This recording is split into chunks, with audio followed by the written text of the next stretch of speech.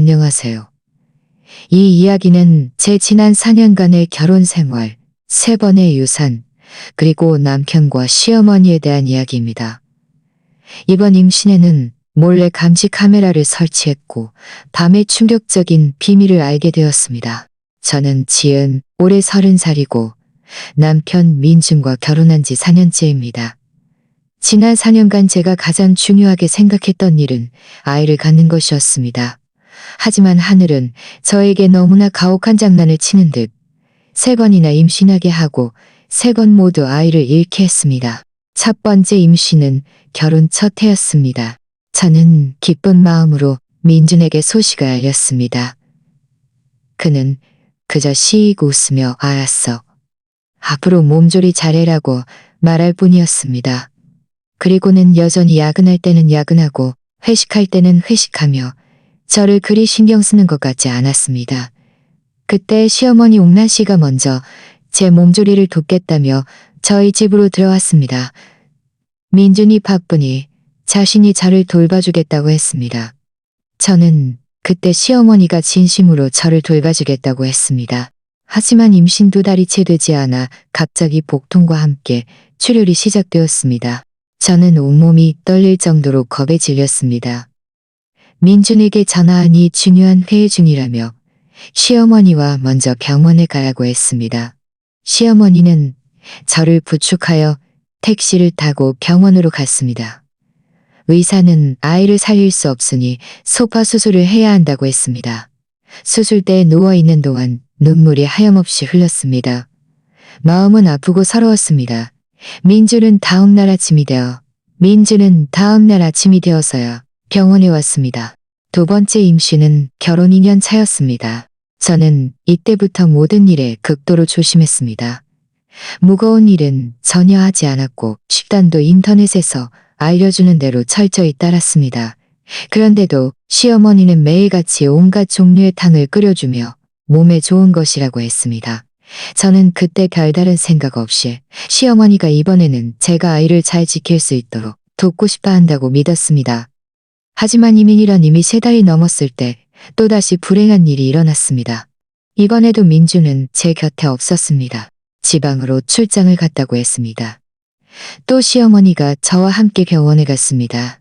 시어머니는 병실에서 한숨을 쉬며 제가 몸이 약하다고 했습니다. 여자 몸이 아기를 갖는데 왜 이렇게 우여곡절이 많으냐고도 했습니다.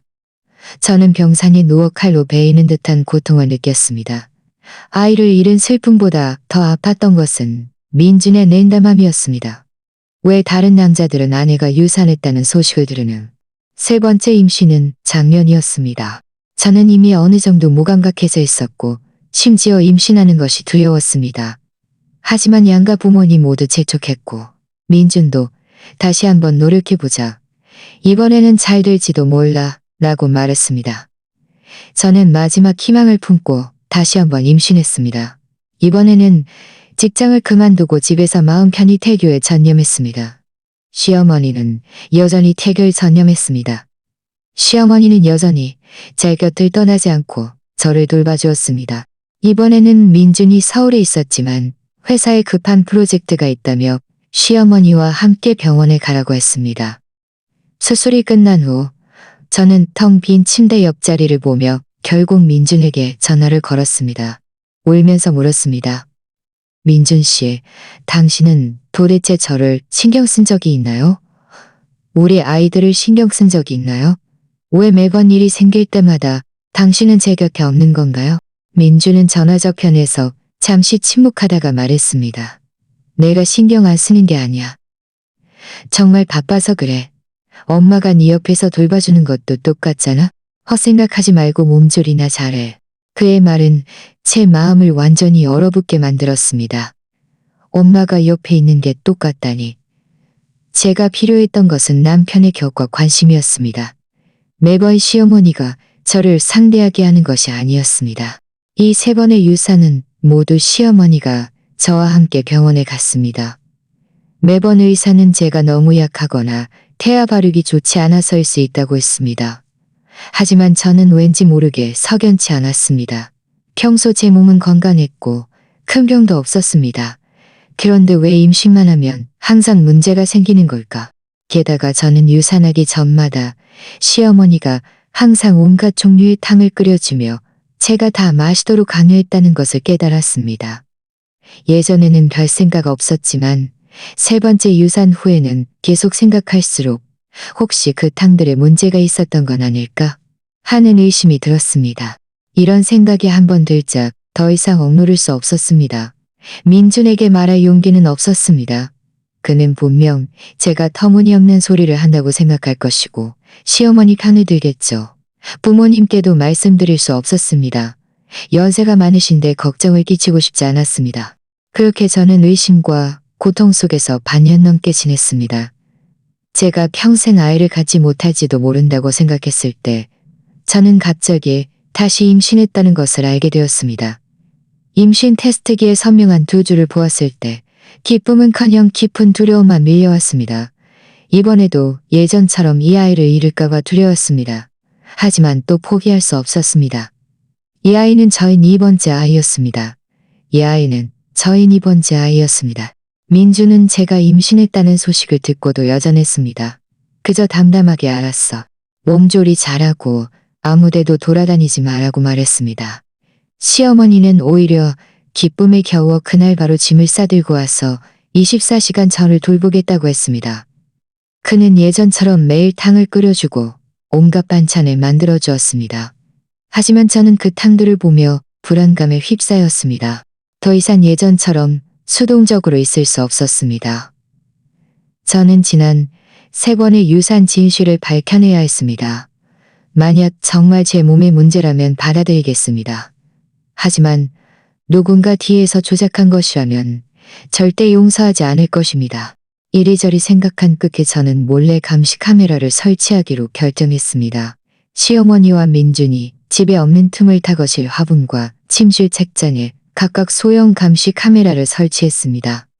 이 카메라는 친구에게서 산 것으로 숨기기 쉬워 잘 발견되지 않을 것이었습니다. 감시 카메라를 설치하는 순간 제 마음은 불안하면서도 기대감으로 가득 찼습니다.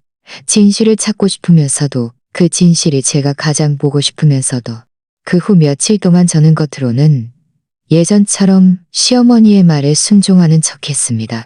그가 마시라는 것은 마시고 하라는 것은 했습니다. 하지만 몰래 저는 매일 감사람들이 잠든 사이에 감시 카메라 영상을 확인했습니다. 처음 며칠 동안은 특별한 이상이 없었습니다. 시어머니는 그저 평범하게 저를 돌보고 밥을 해주고 청소를 했습니다. 하지만 저는 포기하지 않았습니다. 언젠가는 여우가 꼬리를 드러낼 것이라고 생각했습니다. 임신 2달이 다 되어가던 어느 날 밤이었습니다.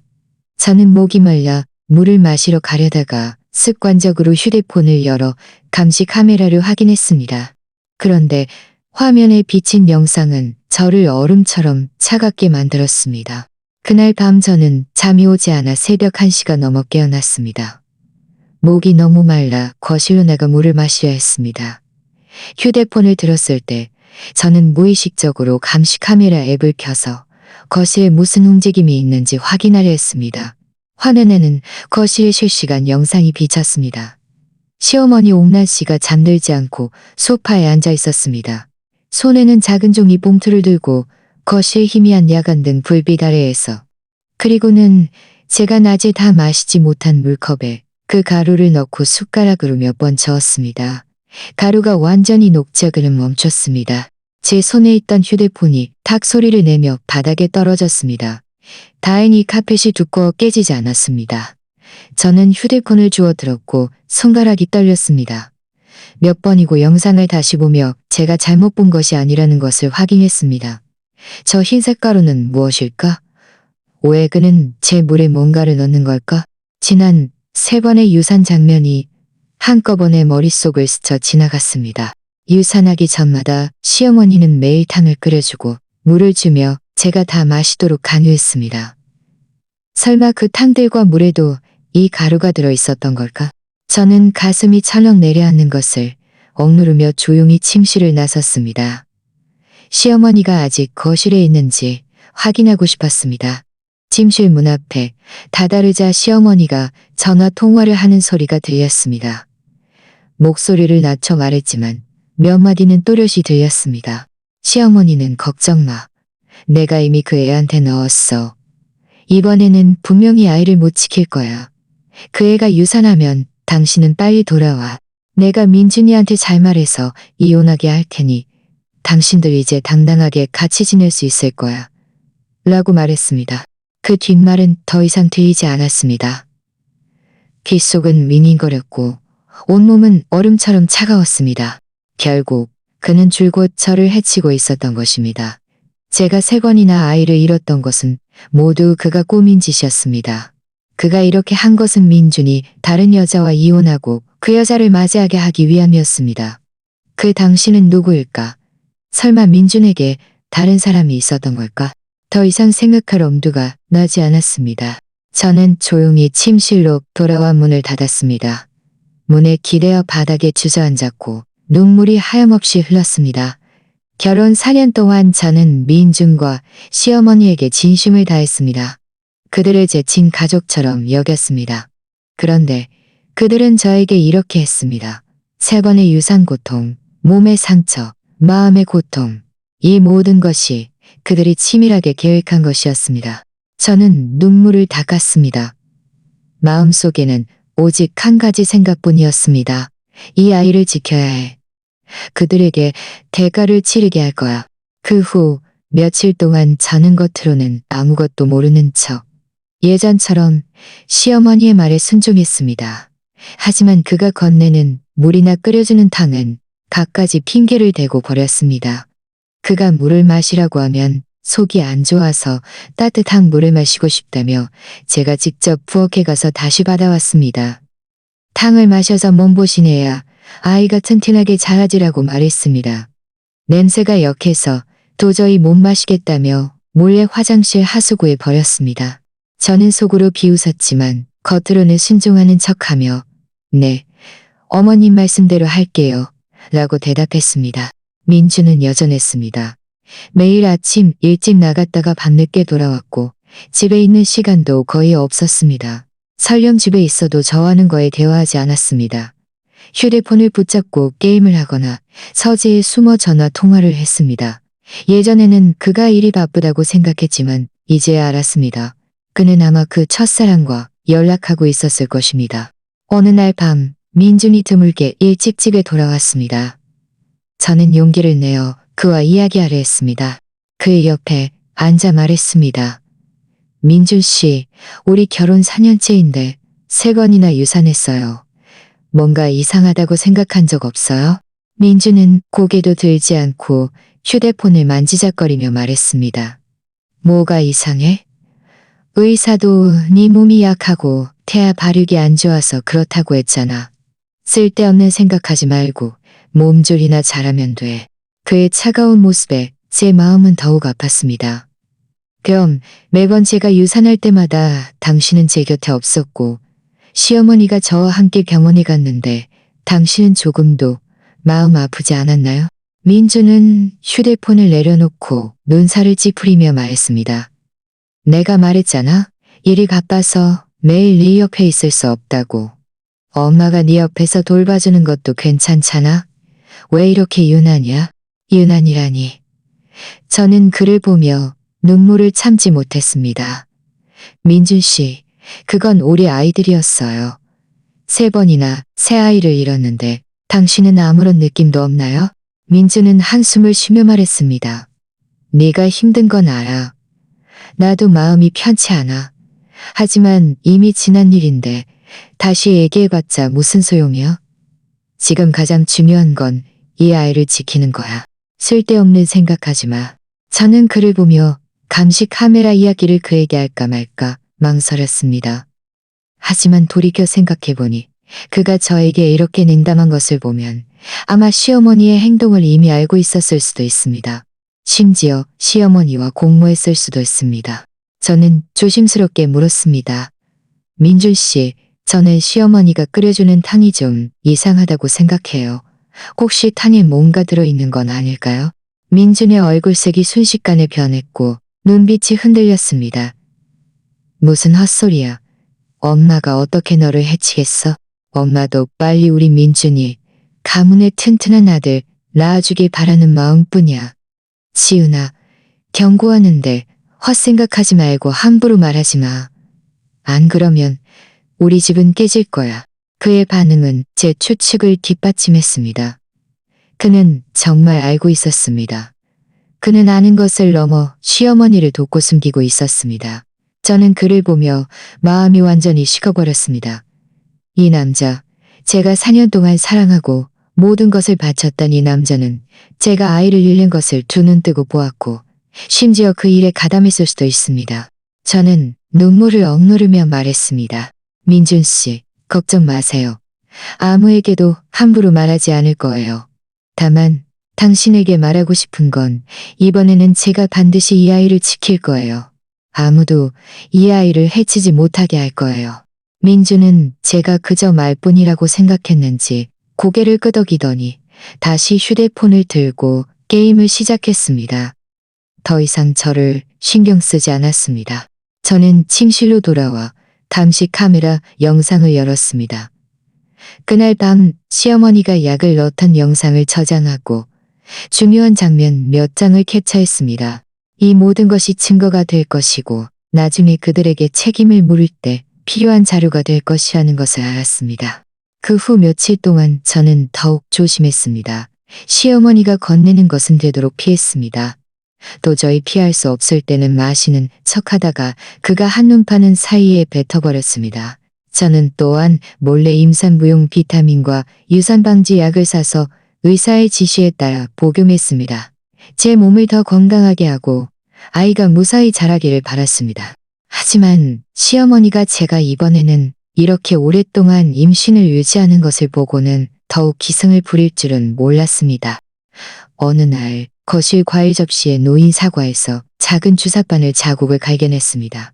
저는 깜짝 놀라 서둘러 사과를 버렸습니다. 분명 그가 사과에 뭔가를 주사했을 것이라는 것을 알았습니다. 이 여자는 제가 유산하게 하려고 수단과 방법을 가리지 않고 있었습니다. 저는 점점 더 두려워졌습니다. 그가 더 미친 짓을 할까봐 두려웠습니다. 더 이상 이렇게 수동적으로 있을 수 없었습니다. 저는 서둘러 더 많은 증거를 모으고 이 무서운 집을 떠나야 했습니다. 저는 한 가지 방법을 생각해냈습니다. 시어머니가 저에게 마시게 한 물에 든 가루 샘플 몰래 보관해서 검사를 의뢰하는 것이었습니다. 그 안에 문제가 있다는 것이 밝혀지면 저는 그 증거를 가지고 그를 고소할 수 있을 것입니다. 그래서 저는 작은 밀봉지 퍼백을 찾아 침실 서랍에 넣어두었습니다. 어느 날 시어머니가 또 저에게 물 한 잔을 건네주었습니다. 저는 한 모금 마시는 척하다가 그가 부엌으로 간 틈을 타 남은 물을 지퍼백에 붓고 몰래 숨겼습니다. 저는 또한 지난 3번의 유산 때 시어머니가 끓여주었던 탕을 떠올렸습니다. 매번 희미한 쓴맛이 났었습니다. 그때는 한약재 맛이라고 생각했지만 이제 생각해보니 분명 그 흰색 가루가 들어있었을 것입니다. 저는 이 모든 체부 사항을 하나하나 기록해 나중에 증거로 삼기로 했습니다. 이제 저에게 필요한 것은 샘플을 검사기관에 보내고 그 모든 증거를 가지고 민준과 시어머니에게 제대로 따질 적절한 기회뿐이었습니다. 저는 그들이 자신들의 행동에 대한 비참한 대가를 치르게 할 것입니다. 물 샘플을 숨긴 그날 밤 저는 이리저리 뒤척이며 잠을 이루지 못했습니다. 마음속은 긴장과 초조함으로 가득했습니다. 한편으로는 시어머니가 저의 작은 행동을 알아챌까봐 두려웠고 다른 한편으로는 검사 결과가 빨리 나와 저에게 명확한 답을 주기를 바랐습니다. 다음 날 아침 일찍 시어머니가 시장에 장을 보러 간 틈을 타 저는 서둘러 지퍼백을 주머니에 넣고 옷을 갈아입고 집 밖으로 나섰습니다. 미리 찾아놓은 정식 검사기관은 저희 집에서 그리 멀지 않았습니다. 택시로 20분 정도면 갈 수 있는 거리였습니다. 검사기관에 도착해서 직원에게 상황을 설명했습니다. 직원은 저에게 양식을 작성하게 한 후 물 샘플을 받아갔습니다. 결과는 3일 후에 나온다고 했습니다. 저는 신신당부하며 꼭 정밀하게 검사해달라고 했습니다. 직원은 웃으며 그렇게 할 테니 안심하라고 했습니다. 검사기관에서 나오자 제 마음은 조금이나마 놓였습니다. 결과만 나오면 모든 진실이 밝혀질 것이었습니다. 집에 돌아오니 시어머니는 이미 돌아와 부엌에서 식사를 준비하고 있었습니다. 그는 저를 보고 무심코 물었습니다. 지은아, 방금 어디 갔다 왔어? 집에 있지 않고 왜 돌아다녀? 저는 가슴이 철렁했지만 애써 침착한 척 말했습니다. 집에만 있으려니 좀 답답해서요. 나가서 산책하며 바람 좀 쐬고 왔어요. 시어머니는 고개를 끄덕이며 더 이상 묻지 않고 부엌에서 계속 바쁘게 움직였습니다. 저는 한숨을 쉬었습니다. 다행히 그가 의심하지 않았습니다. 그 후 3일은 정말 길게 느껴졌습니다. 매일 검사 결과가 나오기를 바랐지만 동시에 그 결과가 제가 생각한 대로일까봐 두려웠습니다. 만약 물 샘플에 정말 문제가 있다면 그것은 지는 세관의 유산이 모두 시어머니가 저를 해친 것이고 민주는 그 사실을 알고도 묵인했거나 심지어 공모했을 수도 있다는 의미였습니다. 이런 생각을 하면 온몸이 떨렸습니다. 이 3일 동안 시어머니는 여전히 예전처럼 매일 탕을 끓여주고 물을 주었지만 저는 매번 갖가지 핑계를 대고 거절했습니다. 그는 이제 조금 짜증이 나는 듯 했습니다. 때로는 제가 억지로 마시게 하려 하며 말했습니다. 지은아, 너 왜 그래? 이 탕은 다 너를 위한 건데 왜 안 마시는 거야? 네가 안 마시면 아이가 어떻게 건강하게 자라겠어? 저는 그저 역겨운 척하며 말했습니다. 어머님, 정말 못 마시겠어요. 이 냄새만 맡아도 토할 것 같아요. 제가 입맛이 좀 나아지면 마시면 안 될까요? 시어머니의 표정은 좋지 않았지만 더 이상 저를 강요하지는 않았습니다. 저는 그가 이번에는 제가 너무 안정적으로 임신을 유지하자 초조해하고 있다는 것을 알았습니다. 민주는 여전했습니다. 매일 아침 일찍 나갔다가 밤늦게 돌아왔고 저와 아이 문제에는 전혀 관심이 없었습니다. 어느 날 밤 그가 비교적 일찍 돌아왔습니다. 저는 다시 한번 그를 떠보려 했습니다. 민준 씨, 요즘 몸이 계속 안 좋은 것 같아요. 병원에 가서 검사 좀 받아볼까요? 민주는 눈살을 찌푸리며 말했습니다. 뭘 검사해? 너 괜찮잖아? 엄마가 매일 집에서 돌봐주는데 무슨 일이 있겠어? 자꾸 병원에 가서 돈 낭비하지 마. 저는 그를 보며 속으로 냉소했습니다. 돈 낭비라니. 우리 아이들이 3번이나 유산을 쓸 때는 아무렇지 않게 생각하더니 이제 제가 검사 좀 받겠다는데 돈 낭비라고? 민준 씨, 당신은 도대체 아이들의 아빠 맞아요. 민준의 얼굴이 순식간에 굳어졌습니다. 지은아, 너 끝까지 이러는 거야. 내가 다 말했잖아. 예전에는 네 몸이 안 좋았던 거지. 나랑 무슨 상관이야? 지금 임신 중인데 쓸데없는 생각 좀 그만해. 좀 조용히 지내면 안 되겠어? 그의 말은 칼날처럼 제 마음에 깊이 박혔습니다. 저는 그의 차가운 얼굴을 보며 마음이 완전히 식어버렸습니다. 이 남자는 저를 진심으로 사랑한 적도 없었고 우리 아이들을 진심으로 신경 쓴 적도 없었습니다. 3번째 날 오후 검사기관에서 전화가 왔습니다. 결과가 나왔으니 오라고 했습니다. 저는 가슴이 철렁하여 서둘러 시어머니에게 물건 좀 사러 나간다고 말한 후 택시를 타고 검사기관으로 향했습니다. 검사 보고서를 받아드는 순간 제 손은 심하게 떨렸습니다. 거의 펼쳐볼 용기가 나지 않았습니다. 저는 심호흡을 하고 천천히 보고서를 펼쳤습니다.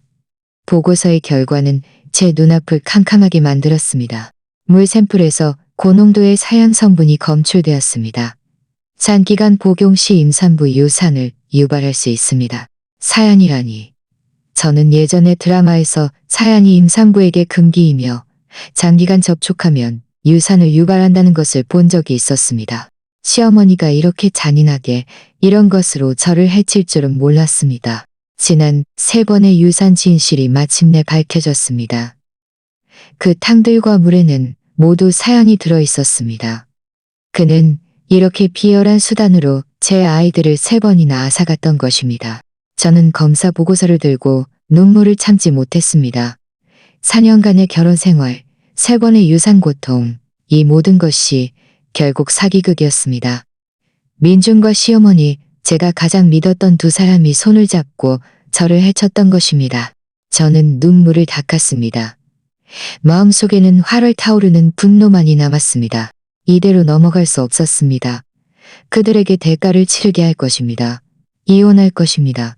시어머니가 자신의 행동에 대한 법적 책임을 지게 할 것입니다. 집에 돌아오니 시어머니는 저를 보고 웃으며 말했습니다. 지은아, 뭐 사왔어? 왜 이렇게 오래 걸렸어? 저는 그의 위선적인 미소를 보며 역겨움을 느꼈습니다. 검사 보고서를 그의 앞에 던져주며 말했습니다. 당신이 직접 보세요. 당신이 제 물에 뭘 넣었는지. 시어머니는 검사 보고서를 집어들고 한눈에 보더니 얼굴이 순식간에 새하얗게 변했습니다. 손도 떨리기 시작했습니다. 그는 애써 침착한 척 말했습니다. 지은아, 이게 무슨 뜻이야? 난 이런 거 못 알아봐. 내가 언제 네 물에 뭘 넣었어? 나를 모함하지 마. 모함이라니. 저는 냉소하며 휴대폰을 꺼내 감시 카메라 영상을 재생했습니다. 당신이 직접 보세요. 이건 그날 밤 당신이 제 물에 흰색 가루를 넣었던 장면이에요. 그리고 이 검사 보고서에는 물에 사양이 들어있다고 분명히 쓰여 있어요. 당신은 이런 비열한 수단으로 저를 3번이나 유산하게 한 거예요. 시어머니는 영상과 검사 보고서를 보더니 더 이상 연기할 수 없었습니다. 두 다리에 힘이 풀려 바닥에 주저앉았습니다. 그는 울면서 말했습니다. 지은아, 미안해. 고의가 아니었어. 나도 어쩔 수 없었어. 어쩔 수 없었다니. 저는 그를 보며 말했습니다. 누가 당신을 강요했나요? 민준 씨인가요? 당신들 혹시 처음부터 다 짜고 친 건가요? 바로 그때 민준이 돌아왔습니다. 그는 거실의 상황을 보고 눈살을 찌푸리며 말했습니다. 무슨 일이야? 이게 대체 어떻게 된 거야? 저는 그를 보며 검사 보고서와 휴대폰 영상을 그의 앞에 내밀었습니다. 민준 씨, 당신이 직접 보세요. 당신 엄마가 제 물에 사양을 넣어서 저를 3번이나 유산하게 했어요. 당신은 혹시 처음부터 알고 있었나요? 당신들 함께 공모한 건가요? 민준은 영상과 검사 보고서를 흘끗 보더니 얼굴색이 매우 좋지 않게 변했습니다. 그는 서둘러 시어머니를 부축하며 말했습니다. 엄마, 이게 대체 어떻게 된 거예요? 어떻게 이런 짓을 할 수 있어요? 시어머니는 울면서 말했습니다. 민준아, 엄마는 다 너를 위해서였어. 그 여자가 말했어. 지은이가 아이를 낳지 못하면 당신이 그 애랑 이혼하고 자기를 맞아들일 거라고. 또 당신이 회사를 크게 키우고 성공할 수 있도록 도와주겠다고 했어. 엄마도 네가 좀 더 잘 살기를 바랐을 뿐이야. 그 여자는 역시 민준의 외도 상대였습니다. 저는 민준을 보며 분노와 실망감에 휩싸였습니다. 민준 씨, 그 여자는 누구예요?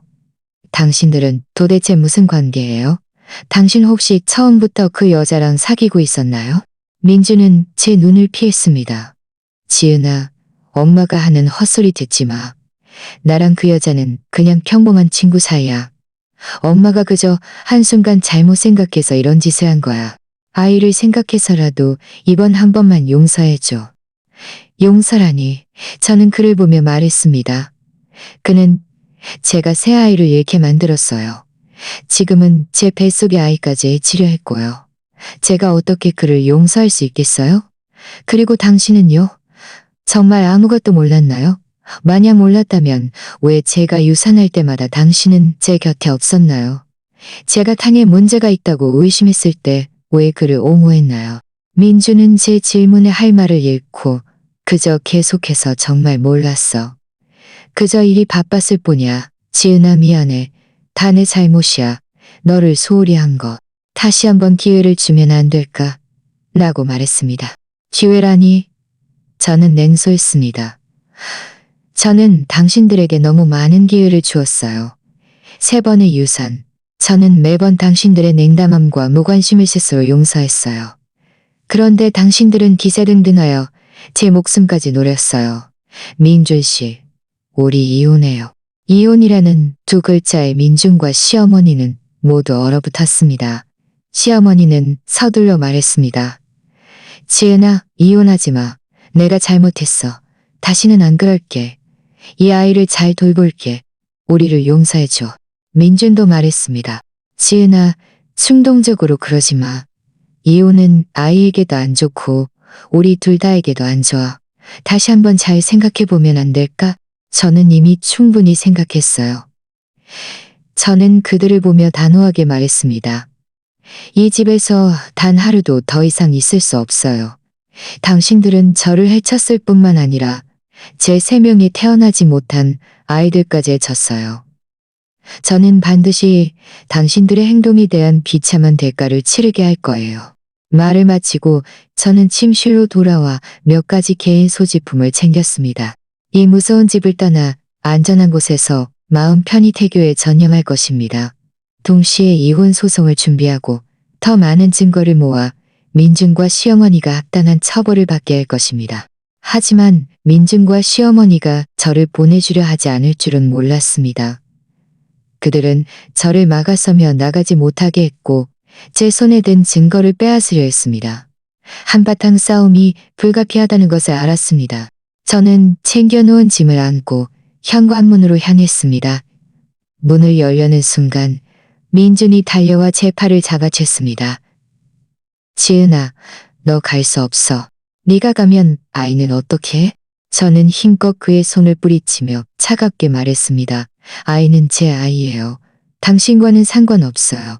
제가 떠나야 아이가 안전할 수 있어요. 이 집에 있으면 당신들 때문에 죽게 될 거예요. 시어머니도 서둘러 달려와 문을 막아서며 울면서 말했습니다. 지은아, 엄마가 잘못했어. 엄마가 정말 잘못했어.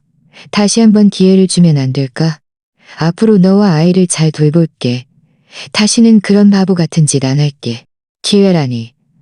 저는 그의 위선적인 얼굴을 보며 혐오감만 느꼈습니다. 당신이 3번이나 제가 아이를 잃게 만들었을 때 왜 저에게 기회를 줄 생각은 안 했나요?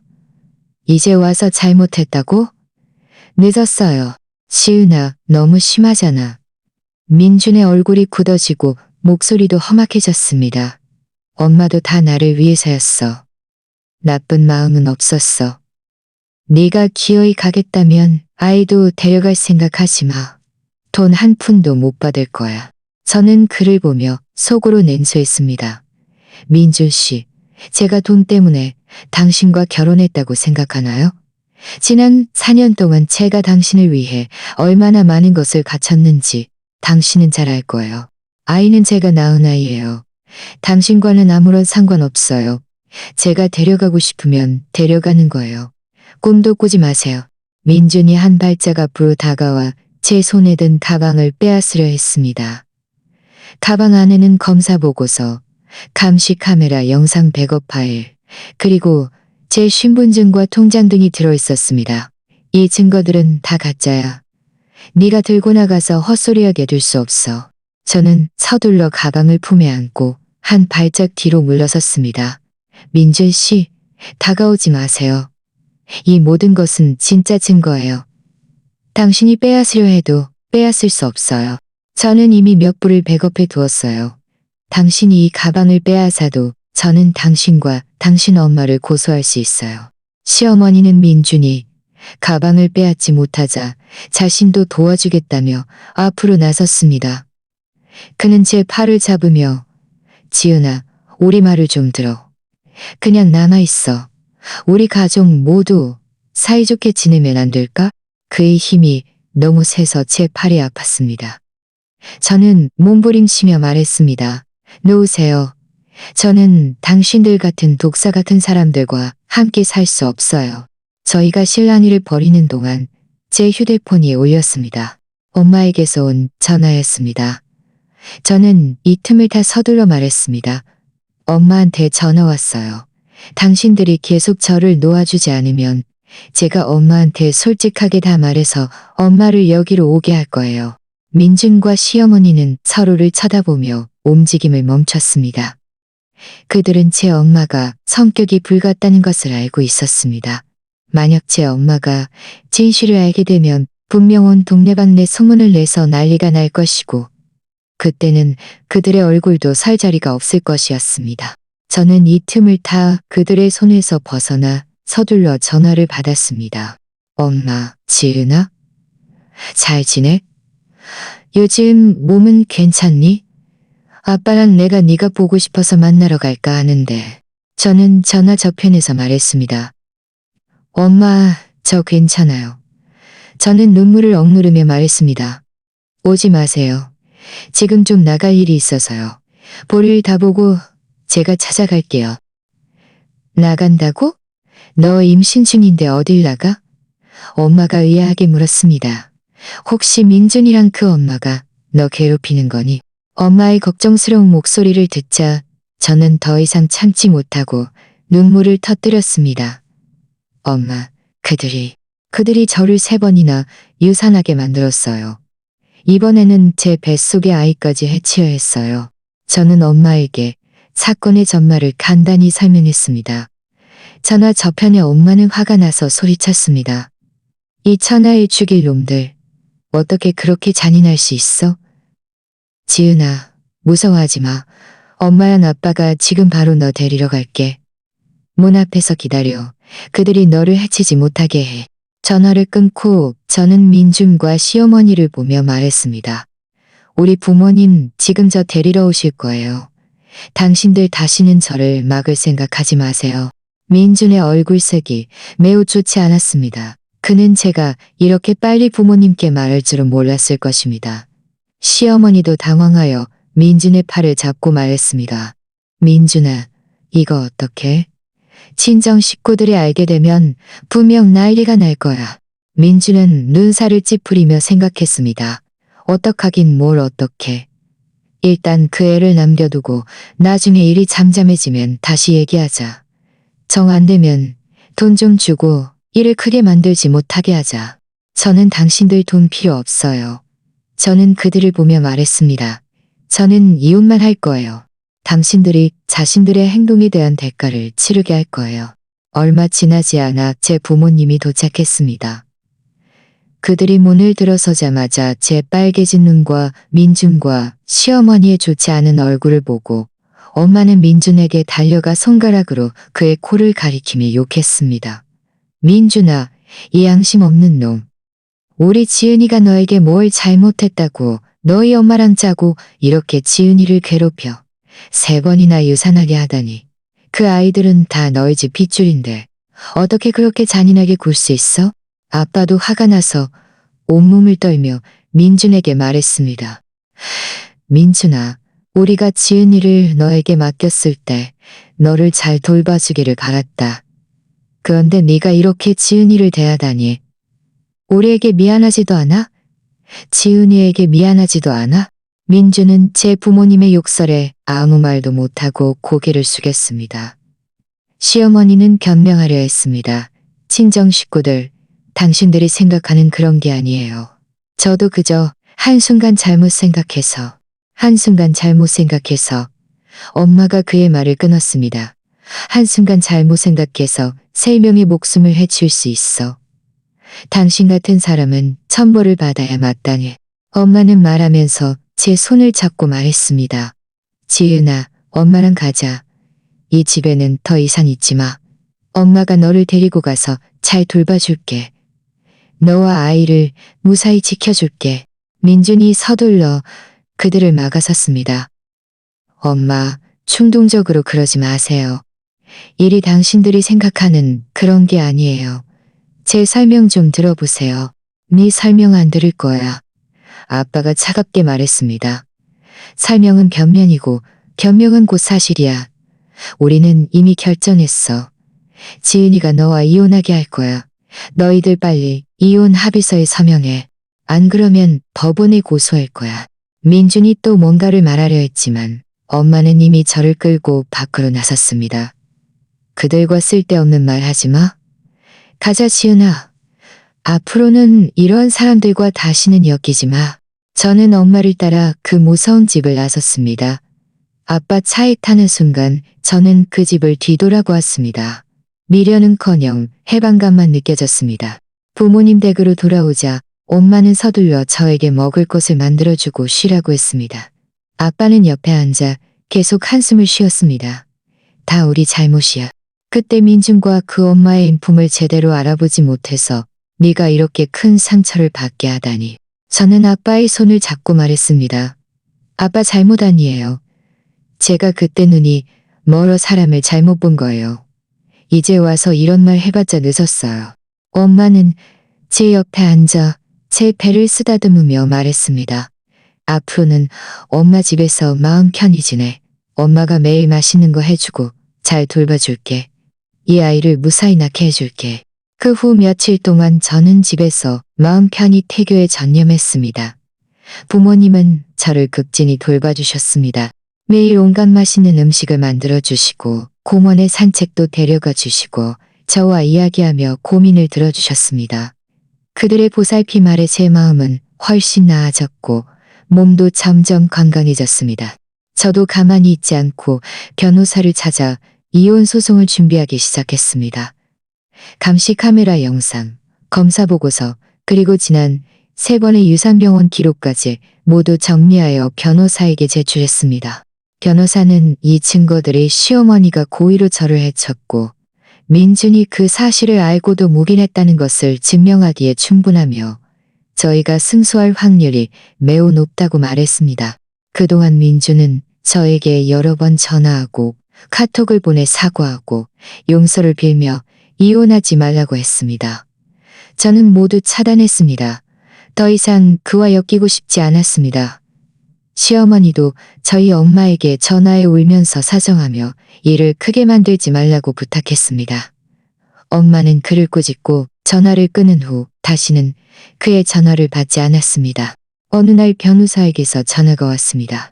민준과 시어머니가 이혼 협상을 하고 싶어 한다며 제가 동의하는지 물었습니다. 저는 잠시 생각하다가 좋아요라고 말했지만 3가지 조건을 내걸었습니다. 첫째, 이혼 후 아이의 양육권은 저에게 있고 민주는 면접 교섭권을 갖지 못한다. 둘째, 민주는 저에게 정신적 피해 보상금과 신체적 산일, 보상금과 신체적 산일, 보상금과 신체적 산일, 보상금과 셋째, 시어머니는 자신의 행동에 대한 법적 책임을 한다. 셋째, 시어머니는 자신의 행동에 대한 법적 책임을 행동에 대한 변호사는 제 조건을 민준과 시어머니에게 전달했습니다. 그들은 처음에는 제 조건이 너무 가혹하다며 동의하지 않았습니다. 하지만 변호사는 그들이 동의하지 않으면 법적 절차를 밟을 수밖에 없고 그때는 시어머니가 사과와 배상뿐만 아니라 징역형에 처해질 수도 있다고 말했습니다.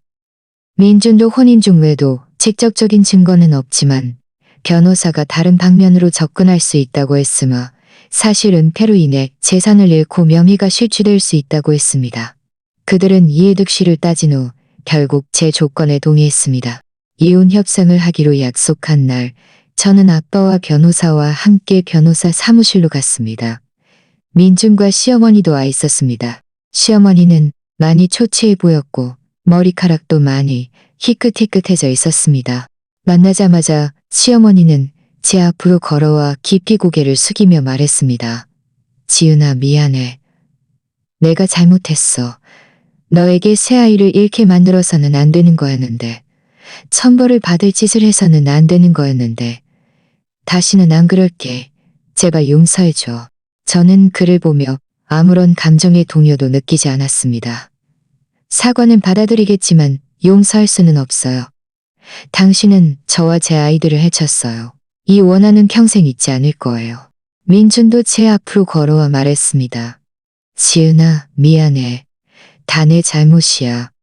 너를 소홀히 하고 엄마를 도와 진실을 숨겨서는 안 되는 거였는데. 네가 원하는 배상금은 최대한 빨리 줄게. 아이는 볼 수 있을까? 안 돼요. 저는 차갑게 말했습니다. 당신이 엄마를 도와 진실을 숨기기로 선택한 순간부터 당신은 아이의 아빠가 될 자격이 없어요. 앞으로도 우리 삶을 방해하지 마세요. 민준의 눈빛에는 죄책감과 실망감이 가득했지만 더 이상 저에게 매달리지 않았습니다. 저희는 변호사의 입회하에 이혼 합의서에 서명했습니다. 민주는 현장에서 저에게 5천만 원을 송금했고 시어머니도 사과문을 작성했습니다. 변호사 사무실을 나서며 저는 심호흡을 했습니다. 마음속에 큰 돌덩이가 드디어 내려앉는 듯했습니다. 4년간의 불행한 결혼 생활이 드디어 끝났습니다. 저는 드디어 민준과 시어머니의 그림자에서 벗어나 새로운 삶을 시작할 수 있게 되었습니다. 하지만 일이 그렇게 간단하게 끝나지 않을 줄은 몰랐습니다. 시어머니가 민준과 결혼시키려 했던 그 첫사랑이 저를 찾아왔습니다. 이혼 후 저는 집에서 평온하고 안정된 나날을 보냈습니다. 매일 부모님의 극진한 보살핌을 받았고 뱃속의 아기도 너무 착했습니다. 매번 산전 검사에서도 발육이 매우 좋다고 나왔습니다. 저는 드디어 민준과 시어머니의 그림자에서 완전히 벗어나 아기가 태어나기를 기다릴 수 있게 되었다고 생각했습니다. 그런데 임신 6개월이 넘었을 때였습니다. 어느 날 오후 제가 아파트 단지 안을 산책하고 있는데 세련되고 우아한 분위기의 여자가 갑자기 저를 막아섰습니다. 그는 30대 초반 정도로 보였고 매우 아름다웠습니다. 하지만 눈빛에는 탐색과 복잡한 감정이 서려 있었습니다. 여자는 저를 보며 말했습니다. 안녕하세요. 혹시 지은 씨 맞으신가요? 저는 깜짝 놀라 고개를 끄덕였습니다. 네, 맞아요. 누구세요? 저는 유진이라고 합니다. 여자가 말했습니다. 저는 민준 씨의 친구예요. 유진이라는 이름이 왠지 모르게 익숙했습니다. 시어머니가 예전에 전화통화에서 언급했던 그 여자가 떠올랐습니다. 저는 순식간에 깨달았습니다. 그가 바로 민준의 첫사랑이었고 시어머니가 민준과 결혼시키기 위해 수단과 방법을 가리지 않았던 그 여자였습니다. 제 마음은 순간 경계심으로 가득 찼습니다. 저는 차갑게 말했습니다. 저는 민준 씨와 이미 이혼했어요. 우리 사이에 할 얘기는 아무것도 없어요. 말을 마치고 저는 돌아서려 했습니다. 하지만 유진이 서둘러 저를 막아섰습니다. 지은 씨, 잠시만요. 저는 민준 씨와 옥나 씨를 변호하러 온 것이 아니에요. 저는 지은 씨에게 사과하러 왔어요. 그리고 제가 알려드릴 일이 있어요. 저는 걸음을 멈추고 의아하게 그를 보았습니다. 사과요?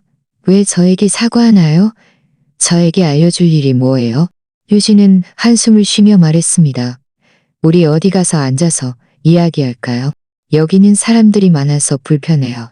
저는 잠시 망설이다가 결국 고개를 끄덕였습니다. 저희는 아파트 단지 근처의 카페로 가서 창가 자리에 앉았습니다. 직원이 물을 가져다 준 후 유진은 저를 보며 말했습니다. 지은 씨, 먼저 정말 죄송하다는 말씀을 드리고 싶어요. 옥란 씨가 한 일들이 비록 제가 시킨 것은 아니지만 저와 무관하다고 할 수는 없어요. 만약 제가 아니었다면 그도 그렇게 미친 짓을 해서 지은 씨가 새 아이를 잃게 만들지는 않았을 거예요. 저는 그를 보며 의문으로 가득 찼습니다. 이게 대체 무슨 일이지?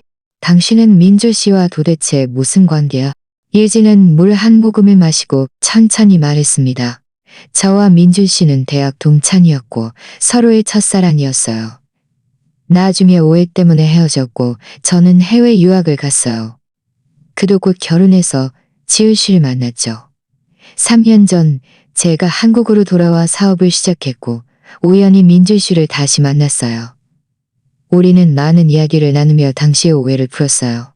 저는 그때 지은 씨 부부의 결혼을 깨뜨릴 생각은 전혀 없었어요. 저는 이미 제 삶이 있었고 약혼자도 있었으니까요. 그런데 옥란 씨가 어디서 알았는지 저와 민준 씨의 일을 알게 되었어요.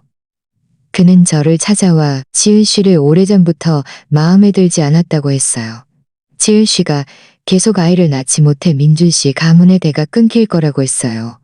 그는 또 제가 민준 씨와 함께 지내기를 원하면 민준 씨와 함께 지내기를 원하면 민준 씨와 함께 지내기를 원하면 저는 그때 바로 거절했어요.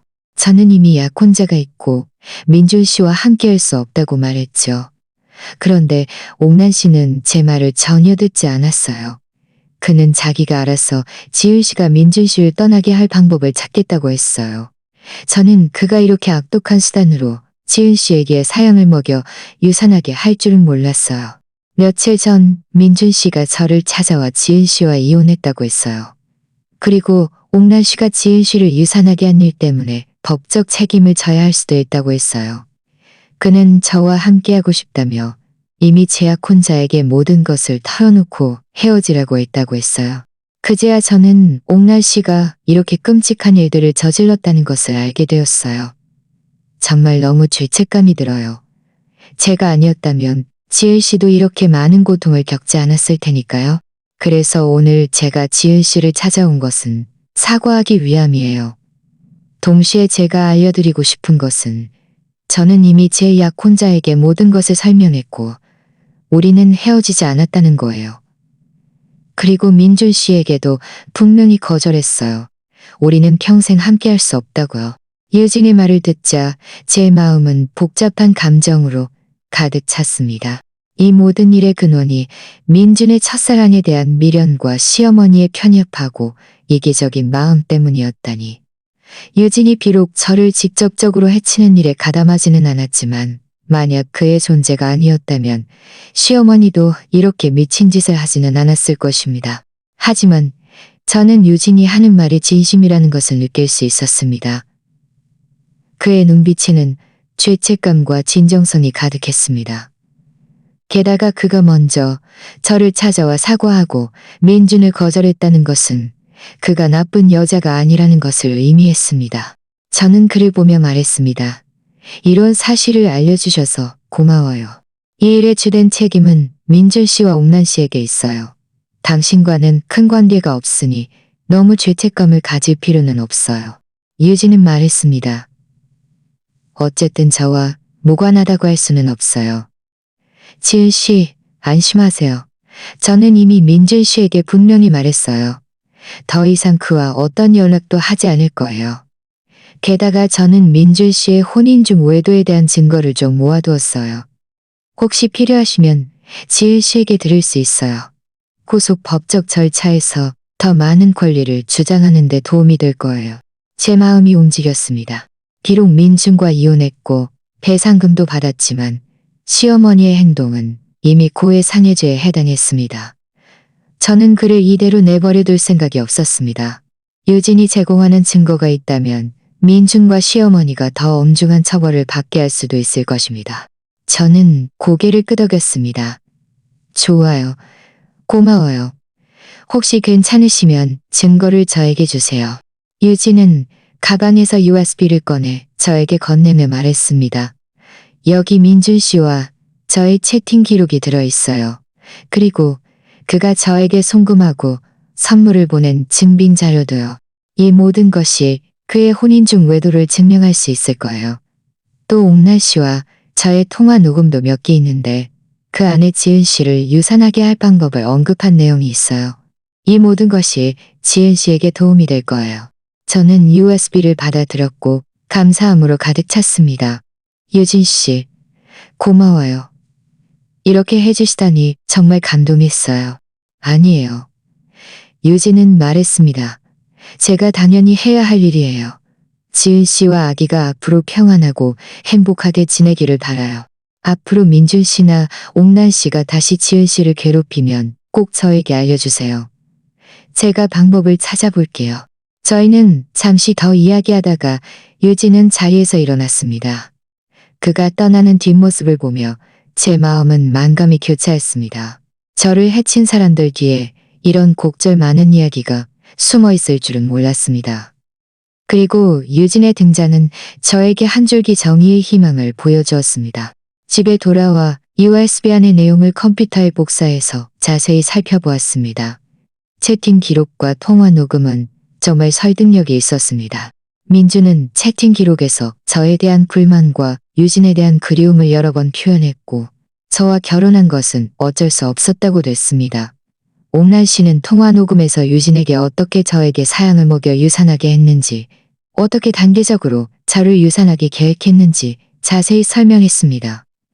목소리에는 아기와 특이한 연이 가득했습니다. 이 증거들을 보며 제 마음의 분노는 다시 타올랐습니다.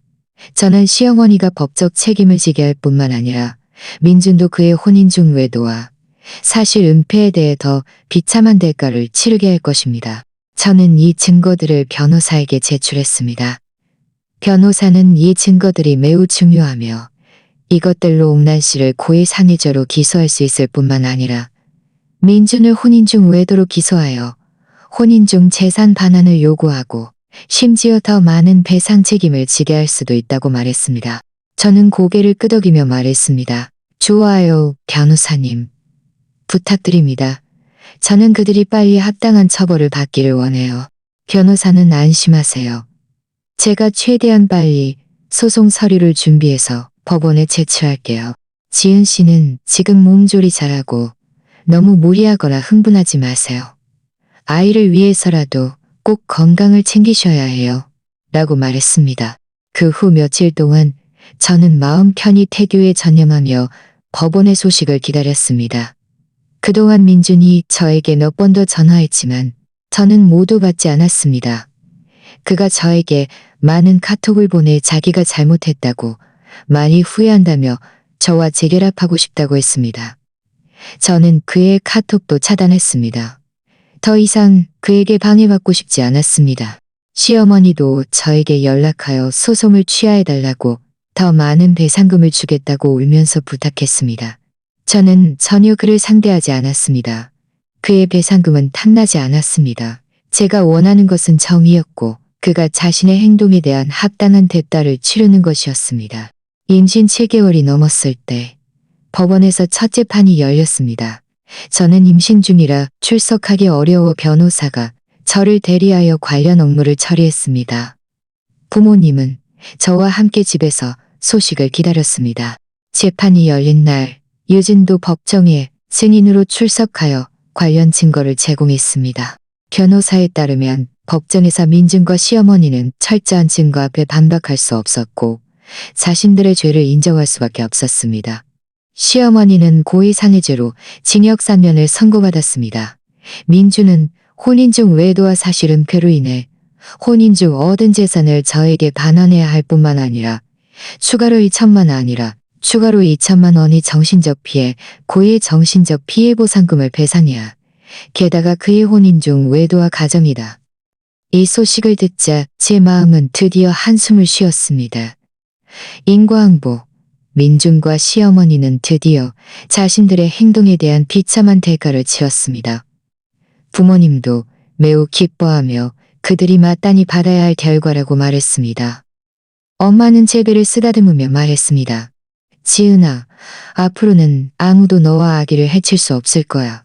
우리 가족 모두 사이좋게 지내는 게 무엇보다 중요해. 저는 고개를 끄덕이며 눈물을 참지 못했습니다. 이번에는 행복의 눈물, 해방의 눈물이었습니다. 저는 드디어 잃었던 새 아이들을 위해 정의를 찾았고 저 자신을 위한 정의도 찾았습니다. 하지만 일이 완전히 끝나지 않을 줄은 몰랐습니다. 민준은 법원 판결 후에도 불만을 품고 저에게 복수할 기회를 노리고 있었습니다. 법원 판결이 내려진 후 저는 드디어 완전히 평화로워질 수 있다고 생각했습니다. 하지만 민준의 불만은 제 평온한 삶에 파란을 일으켰습니다. 그날 제가 산부인과 검사를 마치고 엄마와 함께 병원 문을 나섰을 때 민준이 멀지 않은 길가에 서서 음침한 표정으로 저희를 노려보고 있는 것을 보았습니다. 저는 가슴이 철렁 내려앉아 무의식적으로 엄마 뒤로 숨었습니다. 엄마도 그를 보고는 즉시 저를 자기 뒤에 숨기고 민준에게 큰 소리로 말했습니다. 민준아, 너 또 왜 왔어? 법원 판결도 다 났는데 아직도 질척거릴 생각이야? 민준이 한 발짝 앞으로 다가와 원망스러운 눈빛으로 저를 보았습니다. 지은아, 너 정말 독하구나. 기어이 우리 엄마를 감옥에 보내고 나를 빈털터리로 만들다니. 그렇게 나를 증오하니. 저는 마음속의 두려움을 억누르며 차갑게 말했습니다. 민준 씨, 이 모든 것은 당신들이 마땅히 받아야 할 결과예요. 당신과 당신 엄마가 먼저 저를 3번이나 유산하게 만들었어요. 지금의 결과는 다 당신들 스스로 자초한 일이에요. 남 탓할 것 없어요. 마땅히 받아야 할 결과라니. 민주는 냉소했습니다. 유진이 아니었다면, 우리 엄마가 너무 조급해하지 않았다면 우리가 왜 이렇게 되었겠어? 지은아, 네가 이겼다고 생각하지 마. 내가 말하는데 나는 이대로 넘어가지 않을 거야. 엄마는 화가 나서 몸을 떨었습니다. 민준아, 염치 좀 있어라. 너희들이 먼저 지은이에게 잘못했잖아. 이제 와서 오히려 적반하장이야. 경고하는데 당장 가. 안 그러면 경찰에 신고할 거야. 민준은 전혀 두려워하지 않았습니다. 그는 제 배를 보며 눈빛에 음침한 기운이 스쳐 지나갔습니다. 내가 아이를 가졌다고 만사형통할 줄 알아? 내가 말하는데 이 아이도 무사하지 못할 거야. 이 말은 저를 완전히 분노하게 만들었습니다. 저는 한 발짝 앞으로 나서며 말했습니다. 민준 씨, 이 망할 놈. 아이는 죄가 없어요. 당신이 감히 그 아이에게 손가락 하나라도 대면 저는 당신과 목숨 걸고 싸울 거예요. 목숨 걸고 싸운다고? 네가 나를 이길 수 있을 것 같아? 민주는 말하며 저를 잡아 끌려 했습니다. 엄마가 서둘러 그를 막아서며 밀쳤습니다. 내 딸에게서 떨어져. 민주는 밀려 넘어질 뻔하자 더욱 분노했습니다. 너희들 나한테 두고 봐. 가만두지 않을 거야. 말을 마치고 그는 저를 앙칼지게 노려보며 돌아서서 떠났습니다. 저는 그의 뒷모습을 보며 불안감에 휩싸였습니다. 그가 이제 완전히 미쳐버려서 무슨 짓이든 할 수 있을 것이라는 것을 알았습니다. 집에 돌아오자 엄마는 서둘러 아빠에게 전화해서 일을 설명했습니다. 아빠는 듣자마자 화가 나서 즉시 회사에서 달려왔습니다. 민준이 정말 상심병에 걸렸으니 우리가 방비를 강화해야 지은이와 아기를 해치지 못하게 해야 한다고 말했습니다. 그때부터 아빠는 매일 저를 직접 데려다주고 데리러 왔고 출퇴근길도 일부러 돌아갔습니다. 민준과 마주칠까봐 두려웠습니다. 엄마도 한시도 제 곁을 떠나지 않았습니다. 집 문과 창문은 더 안전한 자물쇠로 바꾸고 감시 카메라도 설치했습니다. 하지만 그래도 민준은 악령처럼 들러붙었습니다. 그는 저희 부모님 집 아파트 단지 입구에서 서성거리기 시작했고 때로는 저에게 협박 문자를 보내 대가를 치르게 하고 평생 편안하지 못하게 할 것이라고 했습니다. 한 번은 제가 밤에 물을 마시러 가다가 아파트 단지 입구에 검은 그림자가 어른거리는 것을 보았습니다. 자세히 보니 민준이었습니다. 저는 겁에 질려 서둘러 아빠를 깨웠습니다. 아빠가 몽둥이를 들고 내려가자 민준은 아빠를 보고는 서둘러 도망쳤습니다. 저는 너무 화가 나서 다음 날 바로 파출소에 신고했습니다. 경찰은 민준을 불러 조사했고 만약 다시 저를 괴롭히면 스토킹 혐의로 구속할 것이라고 경고했습니다. 민준은 그제야 좀 수그러들었고 더 이상 아파트 단지 입구에서 서성거리지 않았습니다. 하지만 협박 문자는 여전히 가끔 보내왔습니다. 저는 매일 공포 속에서 살았습니다. 밤에는 잠을 이루지 못했고 항상 민준이 저와 아기를 해치는 악몽을 꾸었습니다. 엄마는 제가 날마다 초췌해지는 모습을 보며 너무 마음 아파하며 저를 설득했습니다. 지은아, 우리 다른 곳으로 이사 갈까? 환경을 바꾸면 민준이 우리를 찾지 못할 거야. 너도 마음 편히 지낼 수 있을 거야. 저는 잠시 생각하다가 고개를 끄덕였습니다. 지금 가장 중요한 것은 저와 아기의 안전이었습니다. 다른 곳으로 이사 가는 것이 가장 좋은 선택일지도 모릅니다. 아빠는 즉시 집을 찾기 시작했고 곧 환경이 좋은 아파트를 찾았습니다. 저희 원래 집에서 매우 멀었고 보안시설도 매우 좋았습니다. 저희는 밤을 틈타 몰래 이사했습니다. 친척, 친구를 포함한 아무에게도 알리지 않았습니다. 새 집으로 이사 오자 제 마음은 훨씬 안정되었습니다. 새 아파트 단지의 보안은 엄격했고 외부인은 반드시 등록해야 출입할 수 있었습니다. 민주는 분명 이곳을 찾지 못할 것이었습니다. 저는 새 휴대폰 번호도 바꾸어 민준과 완전히 연락을 끊었습니다. 다시 평온한 나날이 찾아왔습니다. 저는 매일 부모님의 보살핌 아래 마음 편히 태교에 전념했습니다. 아기는 뱃속에서 너무 착했습니다. 제가 배를 쓰다듬을 때마다 살짝 발로 차며 저를 위로하는 듯 했습니다. 임신 8개월이 넘었을 때 유진에게서 갑자기 전화가 왔습니다. 저는 잠시 망설이다가 전화를 받았습니다. 유진은 전화에서 말했습니다.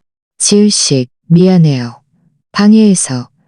민준 씨가 계속 지은 씨를 괴롭힌다고 들었어요. 괜찮으신가요? 저는 깜짝 놀라 물었습니다. 어떻게 하셨어요? 민준 씨 친구에게서 들었어요. 유진이 말했습니다. 민준 씨가 요즘 여기저기서 지은 씨가 자기를 망치고 자기 엄마를 감옥에 보냈다고 불평하고 다닌대요. 그리고 지은 씨에게 복수할 거라고도 했고요. 저는 지은 씨와 아기의 안전이 걱정돼서 물어보려 했던 거예요. 괜찮아요. 제가 말했습니다. 저희는 이미 새 집으로 이사했어요. 민준 씨는 저희를 찾지 못할 거예요. 걱정해줘서 고마워요. 다행이네요. 유진이 한숨을 쉬었습니다. 지은 씨, 제가 또 하나 알려드릴 일이 있어요. 민준 씨 회사가 요즘 큰 문제가 생겼어요. 그의 명성이 좋지 않아서 많은 고객들이 그와 거래를 하지 않으려 해요. 회사 자금줄이 끊겨서 거의 망하기 직전이에요. 그는 지금 많은 빚을 지고 채권자들에게 쫓겨다니며 비참한 삶을 살고 있어요. 이 소식을 듣자 제 마음에는 동정심은커녕 통쾌함만 느껴졌습니다. 이 모든 것은 그가 마땅히 받아야 할 결과였습니다. 자신이 자초한 일이었죠. 그가 잘 지내든 못 지내든 저와는 상관없어요. 제가 말했습니다. 알아요. 유진이 말했습니다. 저는 그가 지금 자기 몸 하나 건사하기도 힘들어서 더 이상 지은 씨를 괴롭히지 않을 것이라고 알려주고 싶었던 거예요. 마음 편히 태교에 전념하고 더 이상 그를 걱정하지 않아도 돼요. 이런 소식을 알려줘서 고마워요. 제가 말했습니다. 앞으로는 우리 각자 잘 지내요. 전화를 끈 차 제 마음은 완전히 놓였습니다. 민주는 이제 부처가 강을 건너는 것처럼 자기 몸 하나 건사하기도 힘들 것이니 정말 더 이상 저를 괴롭히지 않을 것이었습니다. 그 후 며칠 동안 저는 마음 편히 아기가 태어나기를 기다렸습니다.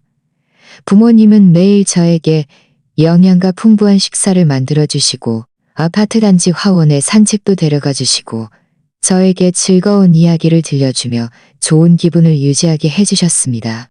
임신 9개월이 넘었을 때 제 배는 이미 매우 커져 움직임도 매우 불편해졌습니다.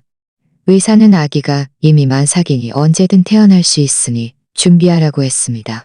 부모님도 출산 가방을 준비해 언제든 저를 병원에 데려갈 준비를 마쳤습니다.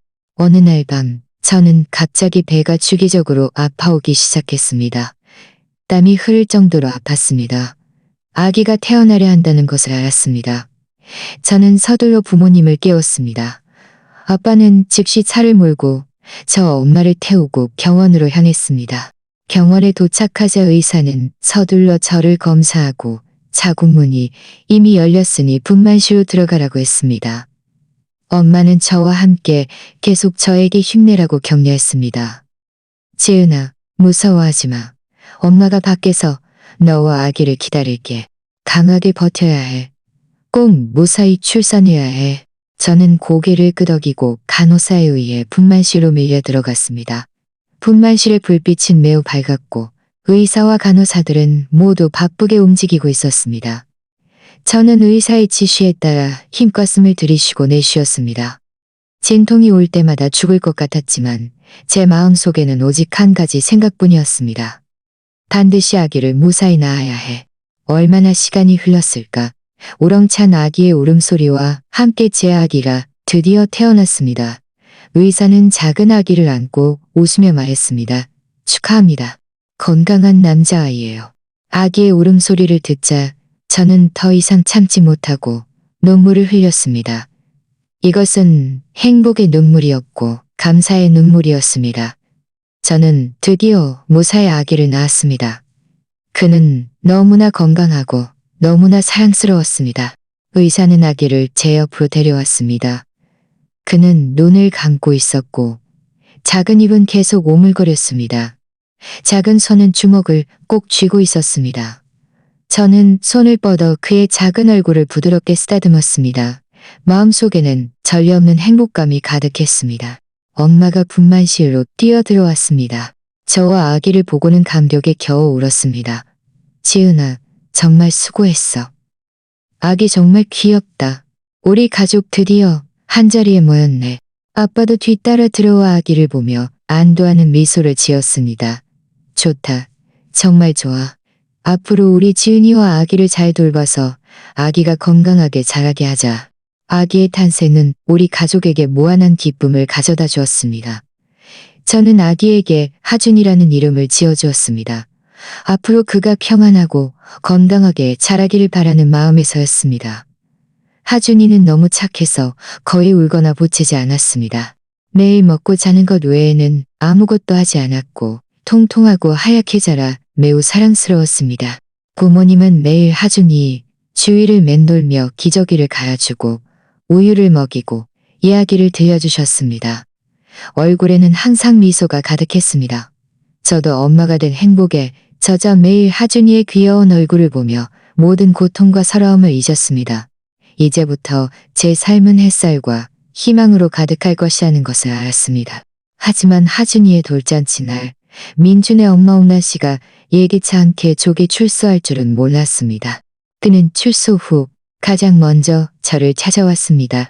하준이의 돌잔치 날 부모님은 아침부터 바쁘게 장을 보고 요리를 하고 방을 꾸며 집안 분위기를 축제처럼 만들었습니다. 저는 일부러 하루 휴가를 내서 하준이와 거실에서 숨바꼭질을 하며 놀았습니다. 그가 귀여운 목소리로 하나, 둘, 셋을 세는 소리를 들으며 마음속은 달콤함으로 가득했습니다. 점심때가 되자 친척과 친구들이 모두 왔습니다. 모두 하준이 주위에 모여 온갖 종류의 선물을 주었습니다.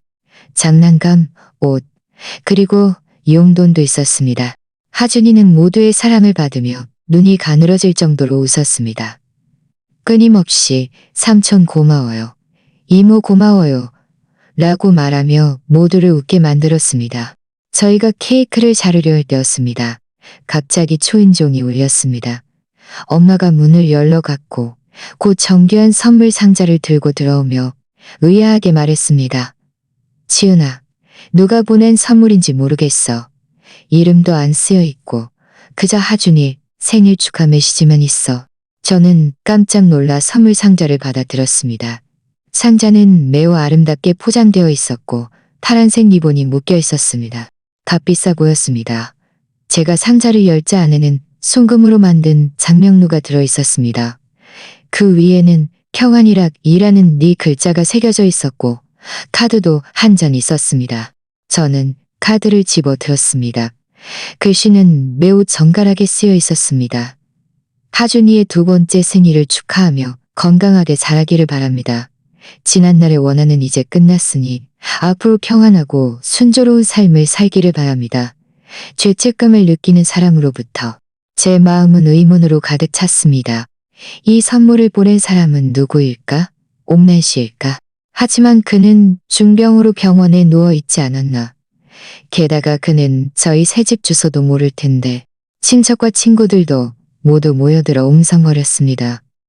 누가 보낸 걸까? 이렇게 값비싼 선물을 이름도 없이 보냈어.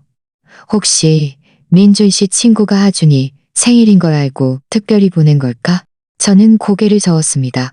이 죄책감을 느끼는 사람이 도대체 누구인지 도저히 알 수 없었습니다. 바로 그때 제 휴대폰이 울렸습니다. 모르는 번호였습니다. 저는 잠시 망설이다가 전화를 받았습니다. 전화 저편에서 늙고 지친 목소리가 들려왔습니다. 지은 씨, 저예요. 저는 가슴이 철렁했습니다. 이 목소리가 왠지 모르게 익숙했지만 누구인지 떠오르지 않았습니다. 누구세요? 제가 의아하게 물었습니다. 저는 민준이 아버지입니다. 노인이 말했습니다. 저를 기억 못하실 수도 있어요. 저희는 지은 씨와 민준이 결혼식 때 딱 한 번 만났어요. 민준의 아버지라니. 저는 깜짝 놀랐습니다. 민준과 결혼 4년 동안 그의 아버지를 한 번도 본 적이 없었습니다. 민준에게서 그의 아버지가 그가 어릴 때 어머니와 이혼하고 지방으로 가서 거의 연락하지 않는다고 들었을 뿐이었습니다. 아버님이세요? 저는 놀라서 말했습니다. 어떻게 제 전화번호와 저희 집 주소를 아셨어요? 유진 씨에게서 알아냈어요. 민준의 아버지가 말했습니다. 반년 전 제가 이 도시로 돌아왔어요. 원래는 일찍 지은 씨에게 연락하고 싶었지만 어떻게 말을 꺼내야 할지 몰랐어요. 오늘은 하준이 생일이라 제가 특별히 아이에게 선물을 보냈어요. 부디 마음에 들어 해주세요. 아버님이 보내신 선물이었군요. 고맙습니다. 제가 말했습니다. 선물이 너무 값비싸서 저희가 받을 수 없어요. 그냥 받아주세요. 민준의 아버지가 말했습니다. 이것은 제 진심이고 하준이에 대한 제 보상이기도 해요. 민준과 옥란이가 지혜 씨에게 잘못해서 많은 고통을 겪게 했다는 것을 알아요. 저도 아비로서 아들을 제대로 교육시키지 못한 책임이 있어요. 지난 몇 년 동안 저는 지방에서 지내며 집안일을 무관심했어요. 이제 생각해보니 정말 너무 죄책감이 들어요. 아버님과는 상관없어요. 제가 말했습니다. 다 민준과 옥란 씨 스스로 선택한 일이에요. 아버님은 자책할 필요 없어요. 어떻게 상관없으시니? 민준의 아버지는 한숨을 쉬었습니다. 만약 내가 그때 옥란이와 이혼하지 않고 민준이를 잘 교육시켰더라면 그도 나중에 그렇게 되지 않았을 거야. 너도 그렇게 많은 고통을 겪지 않았겠지. 지난 몇 년 동안 나는 지방에서 돈을 좀 벌었어. 계속 너에게 보상할 기회를 찾고 있었지만 어떻게 해야 할지 몰랐어. 아버님, 정말 그러실 필요 없어요. 제가 말했습니다. 지난 일은 이미 다 지나갔어요. 저는 이미 다 내려놓았고 하준이도 지금 잘 지내고 있어요. 아버님은 더 이상 저희를 신경 쓸 필요 없어요. 네가 내려놓은 건 알지만 나는 계속 마음이 편치 않아. 민준의 아버지가 말했습니다. 지은 씨, 옥란이가 요즘 몸이 많이 안 좋아서 중병으로 병원에 입원해 있다고 들었어요. 맞나요? 네, 제가 고개를 끄덕였습니다. 얼마 전 제가 병원에 가서 한번 만났어요. 그의 상태가 정말 좋지 않아요. 그도 불쌍한 사람이지. 민준의 아버지는 한숨을 쉬었습니다. 젊었을 때 너무 강하고 편협해서 그렇게 많은 일들을 저질렀어. 지금의 결과도 그가 마땅히 받아야 할 일이야. 하지만 어쨌든 그는 하준이의 친할머니잖아. 그가 세상을 떠나면 하준이가 마지막으로 배웅해주면 안 될까? 지은 씨는 어떻게 생각하니? 저는 잠시 망설이다가 말했습니다. 아버님, 하준이는 아직 너무 어려요. 그런 곳에 데려가고 싶지 않고 이런 불쾌한 일들을 알게 하고 싶지도 않아요. 부디 이해해 주시면 좋겠어요. 이해하고 말고. 민준의 아버지는 서둘러 말했습니다. 제가 생각이 짧았네요. 그럼 앞으로 제가 가끔 하준이를 보러 가도 될까요? 지은 씨 부부의 삶을 방해하지 않을 거예요. 그저 아이를 보며 할아버지로서의 아쉬움을 조금이나마 달래고 싶어요. 저는 매우 갈등했습니다. 민준의 아버지가 비록 하준이의 친할아버지이지만 그와 저희는 아무런 정이 없었습니다. 게다가 그도 민준의 가족이었습니다. 저는 하준이가 더 이상 민준의 가족과 엮이는 것을 원치 않았습니다. 하지만 그를 직접 거절하는 것은 너무 매정하게 느껴졌습니다. 아버님, 죄송해요.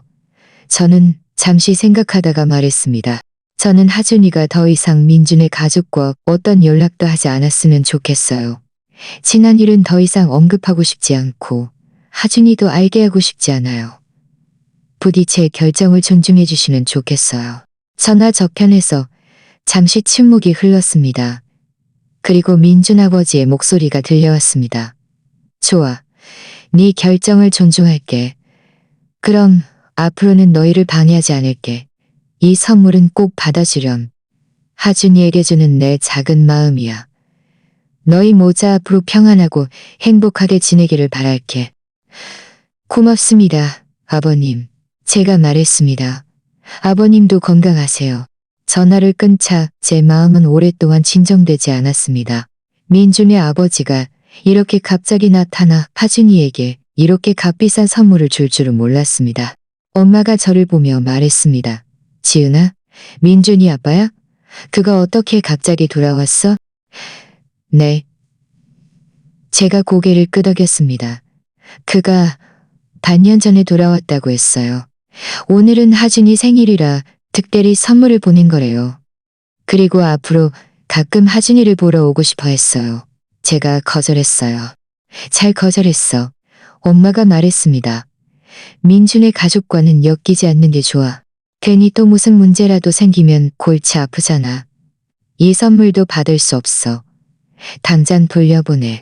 저는 그냥 받아들이는 게 좋다고 생각해요. 아빠가 말했습니다. 그도 진심을 다한 것이고 우리는 이미 그가 하준이를 보러 오는 것을 거절했으니 선물을 받는 것도 그에게 작은 위로가 될 수 있을 거야.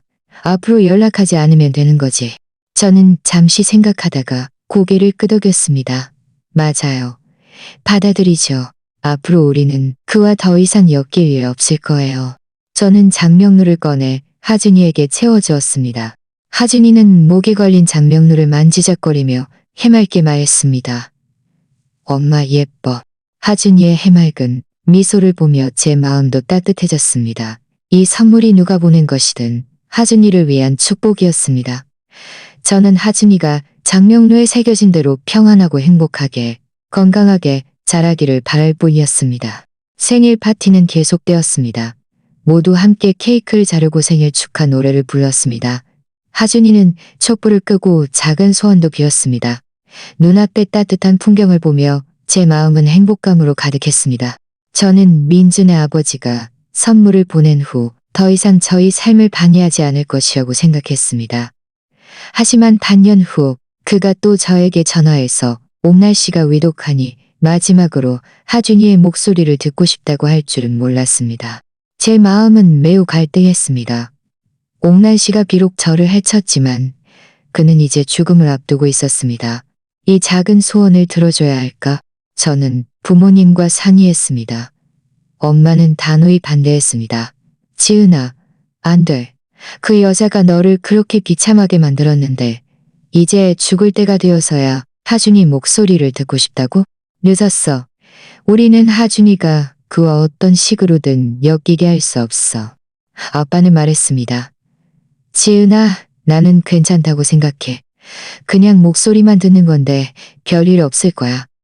어쨌든 그는 하준이의 친할머니잖아. 이제 위독한데 이 작은 소원을 들어주는 것도 덕을 쌓는 일이야. 저는 오랫동안 생각한 끝에 결국 동의했습니다. 하준이가 옥란 씨와 어떤 실질적인 접촉을 하는 것은 원치 않았지만 그저 목소리만 듣는 것은 괜찮을 것이라고 생각했습니다. 게다가 옥란 씨가 마음 편히 세상을 떠날 수 있기를 바랐습니다. 저는 민준의 아버지에게 다시 전화해서 하준이가 옥란 씨와 몇 마디 이야기할 수 있지만 전화로만 가능하고 만날 수는 없다고 말했습니다. 민준의 아버지는 매우 기뻐하며 저에게 고맙다고 했습니다. 약속한 시간이 되었습니다. 저는 옥날 씨에게 전화를 걸었습니다. 전화가 연결되자 옥날 씨의 약한 목소리가 들려왔습니다. 지은이니. 네, 저예요. 제가 말했습니다. 하준이가 제 옆에 있어요. 하고 싶은 말씀 있으시면 그에게 하세요. 저는 휴대폰을 하준이 귀에 대고 말했습니다. 하준아, 할머니한테 말 좀 해봐. 할머니? 하준이가 의아하게 말했습니다. 하준이의 목소리를 듣자 전화 저편의 옥란 씨는 갑자기 울음을 터뜨렸습니다. 하준아, 내 예쁜 손자. 할머니가 미안해. 네 엄마한테 미안해. 그리고 태어나지 못한 네 새누이 형제자매들에게도 미안해. 할머니가 정말 잘못했어. 할머니가 정말 잘못했어. 하준이는 무슨 일이 일어나는지 몰랐습니다. 그저 저를 보며 계속 할머니, 할머니라고 불렀습니다. 옥날 씨는 울면서 말했습니다. 예쁜 손자, 할머니는 이제 너랑 함께할 수 없을 거야. 너는 몸조리 잘해야 해. 할머니는 하늘에서 너를 지켜줄게. 평생 평안하고 행복하게 지켜줄게. 말을 마치자 그의 목소리는 점점 약해졌고 마지막에는 미약한 숨소리만 남았습니다. 전화 저편에서 민준 아버지의 목소리가 들려왔습니다. 그가 의식을 잃었어요. 의사들이 응급처치 중이에요. 지은 씨, 고마워요. 그가 하준이 목소리를 들을 수 있게 해줘서. 저는 전화를 끊었고 마음은 만감이 교차했습니다. 옥란 씨의 삶은 편협함과 이기심으로 가득했고 결국 자신의 행동에 대한 대가를 치렀습니다. 그가 다른 세상에서는 잘 뉘우치고 더 이상 남을 해치는 일을 하지 않기를 바랐습니다. 얼마 지나지 않아 민준의 아버지가 저에게 문자를 보냈습니다. 옥란 씨가 응급처치에도 불구하고 사망했다고 했습니다. 그는 또 옥란 씨가 임종 직전에 계속 하준이 이름을 불렀고 얼굴에는 희미한 미소를 띠고 있었다고 했습니다. 문자를 보고 저는 슬프지도 기쁘지도 않았습니다. 그저 마음이 텅 빈 듯했습니다. 저를 평생 괴롭혔던 그 사람이 드디어 떠났고 저희 사이의 원한도 드디어 완전히 끝났습니다. 저는 옥란 씨의 장례식에 가지 않았고 민준의 아버지와도 더 이상 연락하지 않았습니다. 더 이상 민준의 가족과 엮이고 싶지 않았습니다. 그저 하준이를 잘 돌보고 저희만의 삶을 살고 싶었습니다. 그 후 며칠 동안 저와 하준이의 삶은 다시 평온을 되찾았습니다. 하준이는 날마다 자라며 점점 더 의젓해지고 똑똑해졌습니다. 그는 저를 걱정할 줄 알았습니다. 때로는 제가 퇴근하고 지쳐 있으면 제 다리를 주물러주고 물을 가져다 주며 엄마 수고했어요. 엄마 쉬세요라고 말했습니다. 그가 달콤한 목소리로 말할 때마다 제 마음은 행복감으로 가득했습니다. 모든 노력이 가치 있었다고 느꼈습니다. 저도 직장에서 점점 더 순조롭게 일했습니다. 저의 노력 덕분에 부서 책임자로 승진했고 월급도 많이 올랐습니다. 저는 저만의 집을 샀습니다. 비록 아주 크지는 않았지만 따뜻하고 편안했습니다. 저는 하준이와 부모님을 모시고 새 집으로 이사하여 완전히 새로운 삶을 시작했습니다. 때로는 하준이를 데리고 공원에 산책을 가고 놀이동산에 가서 놀았습니다. 그가 행복하게 노는 모습을 보며 얼굴에 미소가 가득한 것을 보면 제 마음은 충만함으로 가득했습니다. 저는 제가 과거의 그림자에서 벗어나 저만의 행복을 찾았다는 것을 알았습니다. 저는 저와 하준이의 삶이 이렇게 계속 행복하게 이어질 것이라고 생각했습니다. 더 이상 어떤 파란도 없을 것이라고요.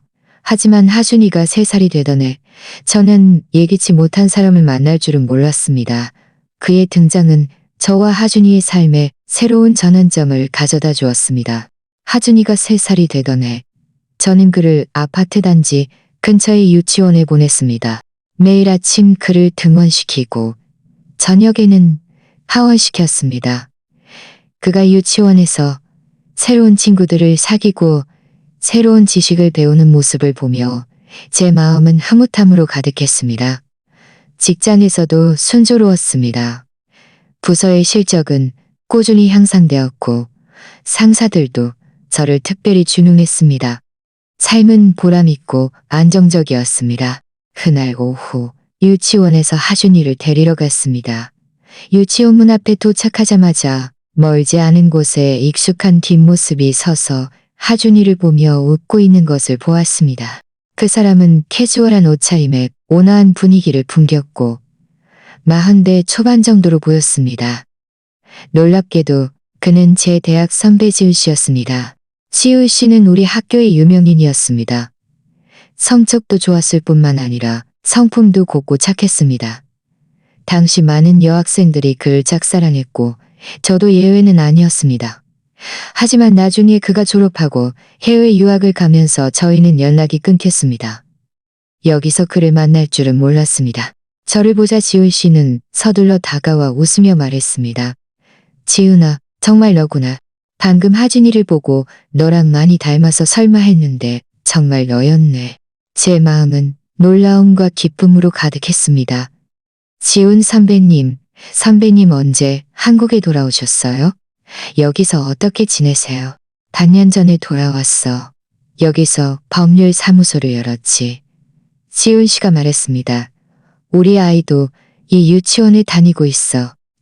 방금 하준이를 보고 너무 귀여워서 설마 했는데 네 아이였네. 하준이가 저희가 이야기하는 동안 호기심 어린 눈으로 제 손을 잡고 물었습니다. 엄마, 이 아저씨는 누구예요? 하준아, 이분은 엄마의 대학 선배 지훈 삼촌이야. 제가 웃으며 말했습니다. 빨리 지훈 삼촌한테 인사해. 하준이는 재롱스럽게 말했습니다. 지훈 삼촌, 안녕하세요. 안녕, 하준아. 지훈 씨는 쭈그리고 앉아 하준이의 머리를 부드럽게 쓰다듬었습니다. 너 정말 귀엽구나. 저희는 유치원 문 앞에서 잠시 이야기했습니다. 지훈 씨가 몇 년 전 이혼해서 지금은 혼자 아이를 키우고 있다는 것을 알게 되었습니다. 제 이야기를 듣고 그는 매우 안타까워하며 말했습니다. 지은아, 그동안 정말 고생 많았겠다. 하지만 너 정말 강하네. 하준이를 이렇게 잘 돌보고. 다 지난 일이에요. 제가 웃으며 말했습니다. 지금은 저와 하준이 모두 잘 지내고 있어요. 그때부터 저희는 유치원 문 앞에서 자주 만났습니다. 때로는 함께 아이들을 데리러 갔고 함께 이야기하며 육아 경험을 공유했습니다. 지훈 씨는 성품이 곱고 온화하고 다정했으며 하준이에게도 특별히 잘해주었습니다. 종종 하준이에게 작은 간식과 장난감을 가져다 주었습니다. 하준이도 그를 매우 좋아해서 그를 볼 때마다 해맑게 지훈 삼촌이라고 불렀습니다. 부모님도 지훈 씨의 존재를 알게 되었습니다. 그들은 지훈 씨에게 매우 좋은 인상을 받았고 사석에서는 저에게 지훈아, 지훈 씨 좋은 사람이야. 너와 하준이에게도 잘해주고 너 아직 젊은데 평생 혼자 지낼 수는 없잖아. 한번 생각해봐 라고 설득했습니다. 제 마음은 좀 망설였습니다. 한 번의 실패한 결혼을 겪은 후 저는 연애에 대한 기대가 많지 않았습니다. 그저 하준이를 잘 돌보고 제 삶을 잘 살고 싶을 뿐이었습니다.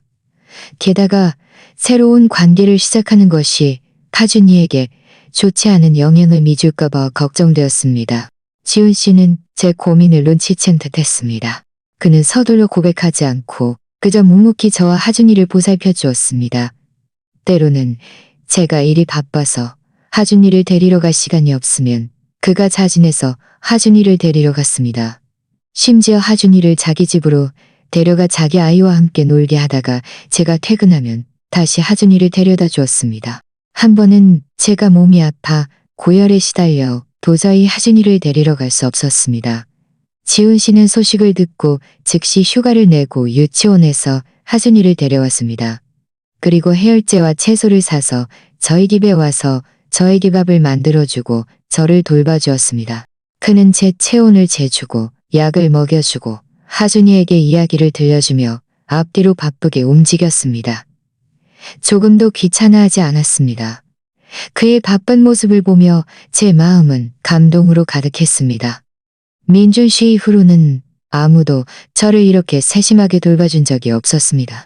그날 밤 열이 내린 후 지훈 씨는 제 옆에 앉아 진지하게 말했습니다.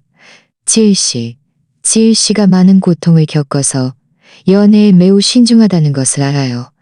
저도 마찬가지예요. 한 번의 실패한 결혼을 겪은 후 더욱 소중함을 알게 되었어요. 저는 지은 씨를 좋아하는 것이 한순간의 충동이 아니에요.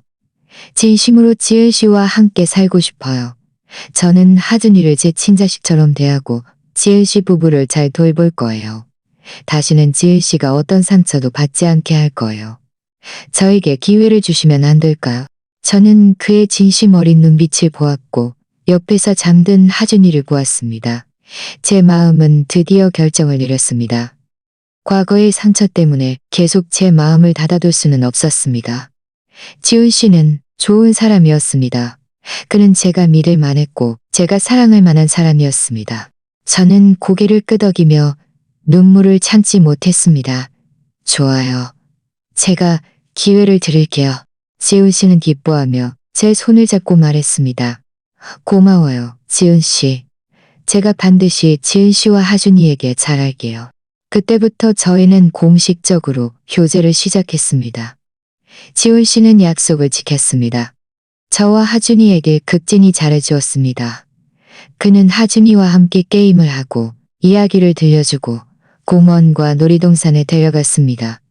또한 집안일을 분담하고 제 식사와 일상생활을 돌봐주었습니다. 그의 보살핌 아래 저는 점점 더 밝아졌고 하준이도 점점 더 활발해졌습니다. 하준이는 지훈 씨를 매우 좋아했습니다. 때로는 저에게 몰래 말했습니다. 엄마, 지훈 삼촌 정말 좋아요. 지훈 삼촌이 제 아빠였으면 좋겠어요. 하준이의 말을 듣자 제 마음은 흐뭇함으로 가득했습니다. 하준이가 이미 지훈 씨를 받아들였다는 것을 알았습니다. 저희 재혼 가정이 드디어 가족의 모습을 갖추게 된 것이었습니다.